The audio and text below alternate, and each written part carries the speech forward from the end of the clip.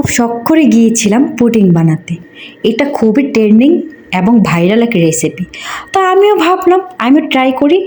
আমি প্রায় 1 থেকে 3 বছর আগে একবার সৌদি আরবে আসার পরে বানিয়েছিলাম।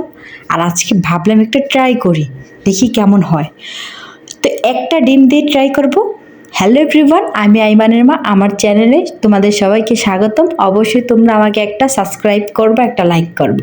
তো চলো তোমাদের সাথে শেয়ার করা যাক। এখানে আমাকে আইমান বাবু অনেক হেল্প করতেছিল।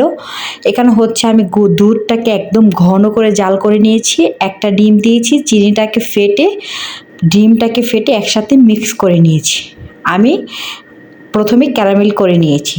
এখন ক্যারামেলটা আমার একদম জমে গেছে। এখানে আমি যেটা ফেটে রেখেছি ডিম দুধ, সেটা আমি এখন ঢেলে দিব। ঢেলে দেওয়ার পরে দেখো কতটা ঘন হয়েছে। এরকম ঘন হলে পুডিং স্বাদ হয়। তো হচ্ছে এখন আমি একটা চুলায় বসিয়ে দিচ্ছি একটা পাতিল। এখন এটাকে ভালো করে ঢেকে দিব। প্রায় 20-25 মিনিট হয়ে গেছে। এখন আমি 2 ঘন্টার জন্য এটাকে আমি ফ্রিজে রেখে দেব।